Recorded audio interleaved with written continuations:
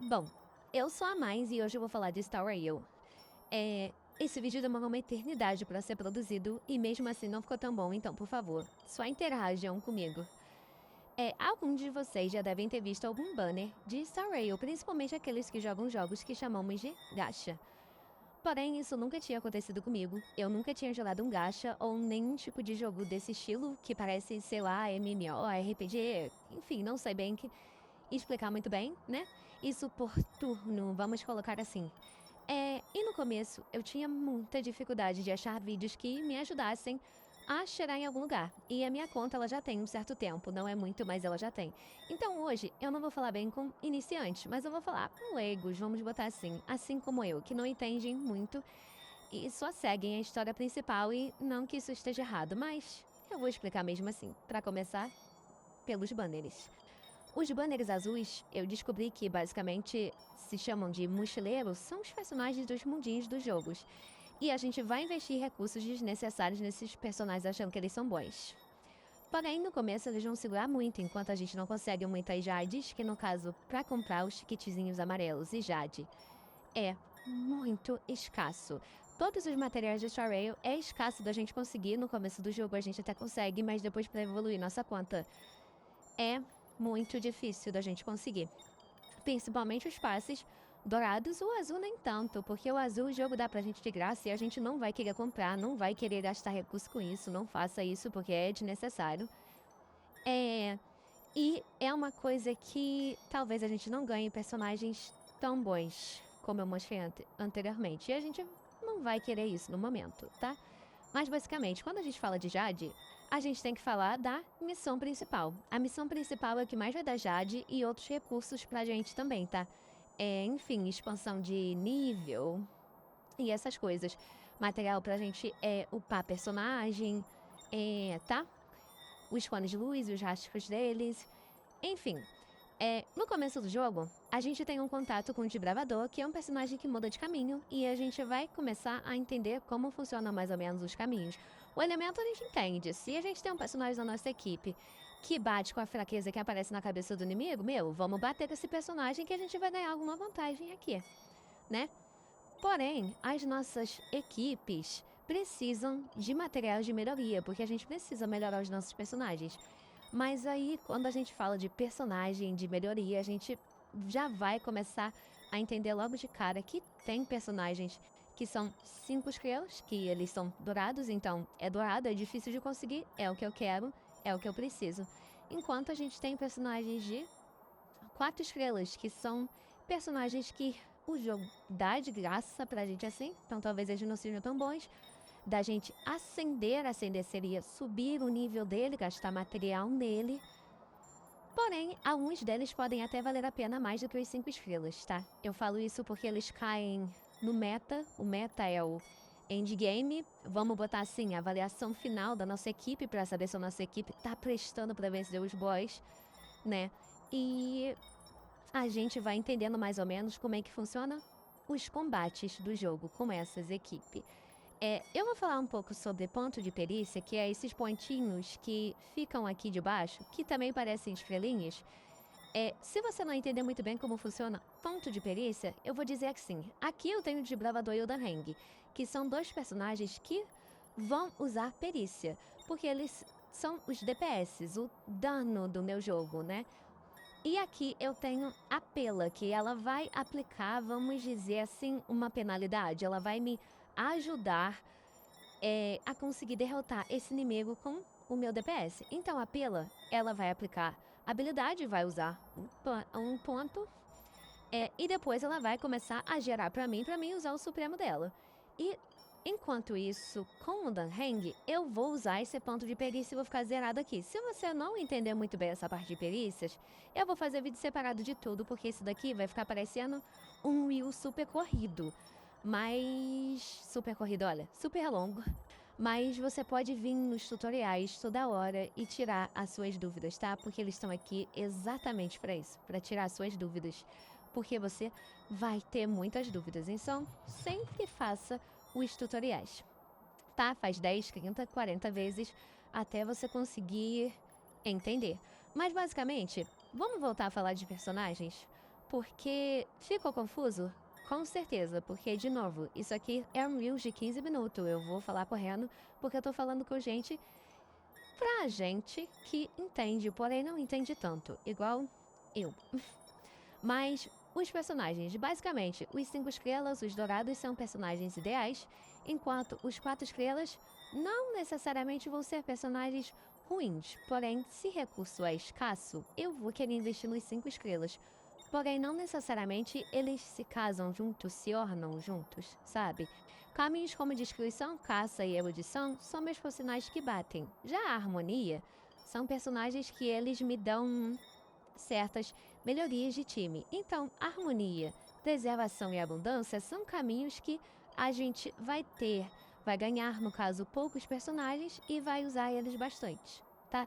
Não necessariamente um personagem 5 estrelas vai valer tanto a pena, vai demorar a sumir no jogo, quando a gente diz sumir, no caso, ser tão necessário, porque às vezes a gente pega o personagem porque a gente gosta, porque é um jogo que a gente vai gostar dos personagens, do desenho deles, em algum momento eles vão se tornar desnecessários. Então, estude o personagem que você tá pegando, tá?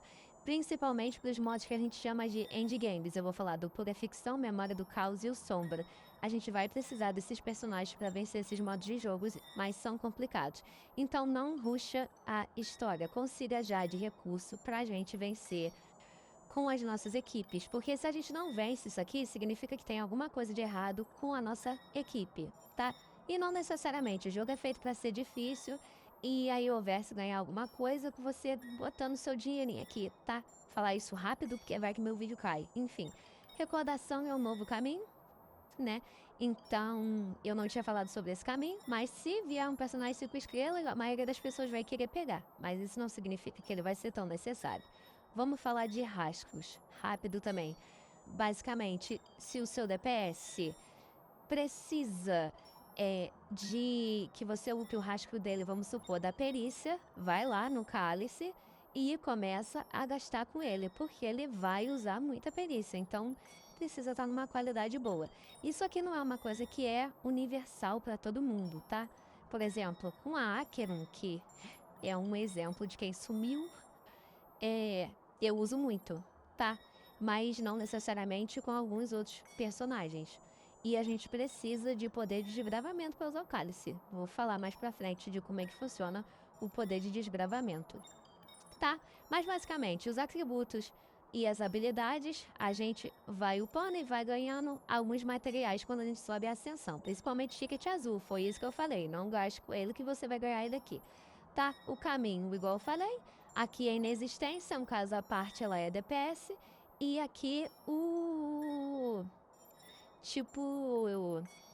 de elemento dela, no caso raio. O elemento aparece na cabeça do inimigo, né, gente? Então, basicamente, se você tem alguém na sua equipe que tem o mesmo elemento, bate com ele. O pompom vai te dando as recompensas quando você for subindo de nível. Quando você não pula esses monstrinhos que aparecem no mapa, você ganha material para subir de nível também, assim como no cálice. Enfim. Vou falar agora sobre formação de equipe, tá, gente?